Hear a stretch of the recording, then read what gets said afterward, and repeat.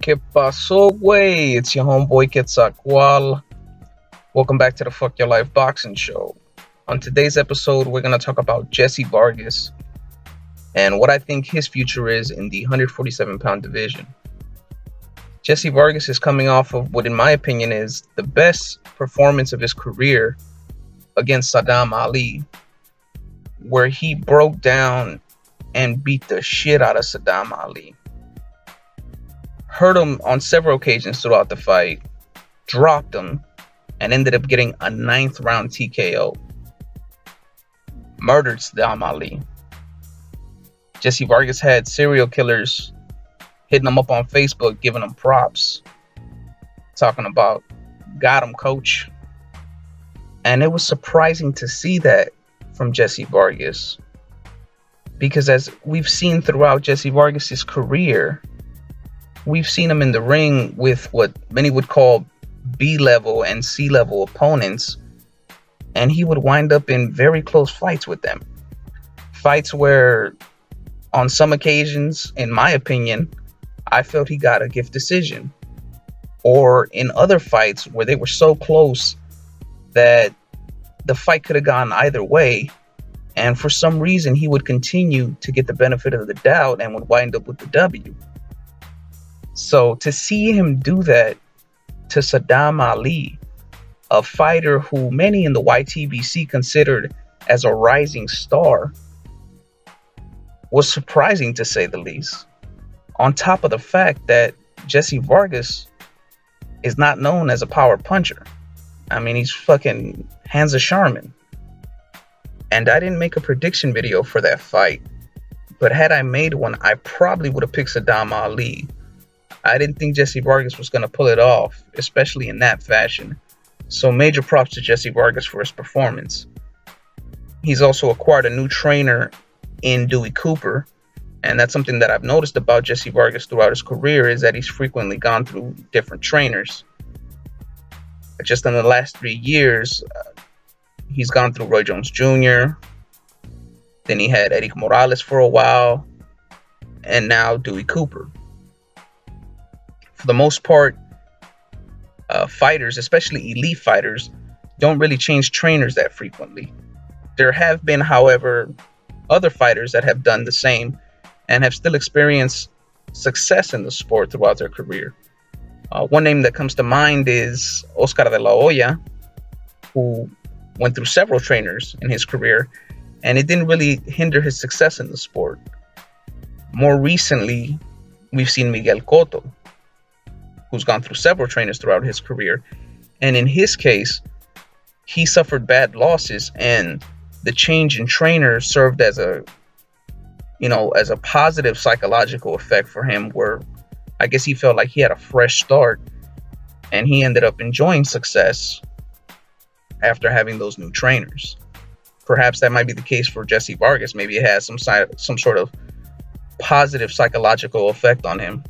Whatever the case may be for his frequent change in trainers, it seems to be working for him, because he's now the WBO welterweight champion. Where he goes from here, in my opinion, I think that he should look for the big names at 147 pounds. And he has several options, because the welterweight division is stacked. You have Keith Thurman and Sean Porter, who have a big fight coming up. He could fight the winner or loser of that fight. Although, in my opinion, I think both fights are very dangerous for Jessie Vargas.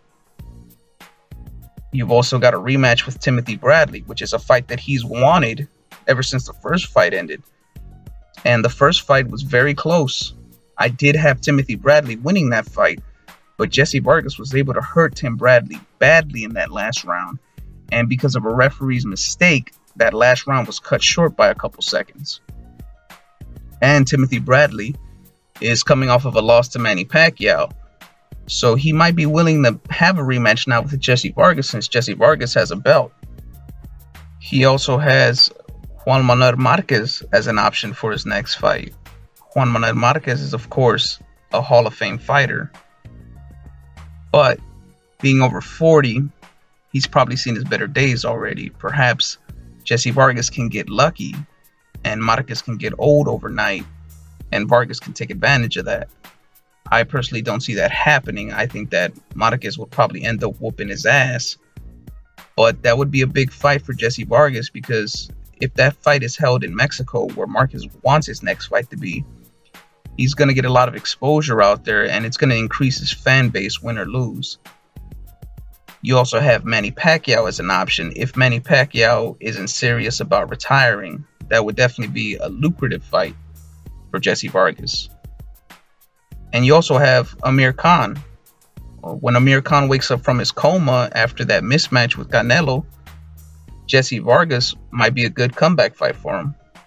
Now, if Jessie Vargas is looking to avoid the elite fighters at 147 pounds, but is still looking for a marketable name for his next fight, there are still options there for him at welterweight. He could fight the winner of the Andre Berto and Victor Ortiz fight that's coming up. Both fighters are nowhere near the elite level, but are well known to both casual and hardcore boxing fans, so people would be tuning in for that fight. And it's a safe fight for him if he's trying to hold on to that WBO belt. Another fight that he could take is against Adrian Broner, a fighter who's not an elite fighter, but is definitely marketable. And that would be another lucrative fight for him. And probably a much safer fight than the other names I just mentioned before, Andre Berto and Victor Ortiz. If I was Jessie Vargas' promoter and I'm just like trying to stretch his title run, the best option would probably be the winner of Berto Ortiz or Adrian Broner. But if Jessie Vargas is trying to cement his legacy in boxing, then he should probably go for the elite names. But what do you think? Who do you see Jessie Vargas fighting next? Do you think that he should take the safe route and fight nobodies? Or do you think that he should try to cement his legacy and fight the elite level fighters at 147 pounds? Let me know your thoughts in the comment section. And as always, if you like this shit, hit the like button, hit the subscribe button. This is your homeboy Quetzalcoatl, signing the fuck on out.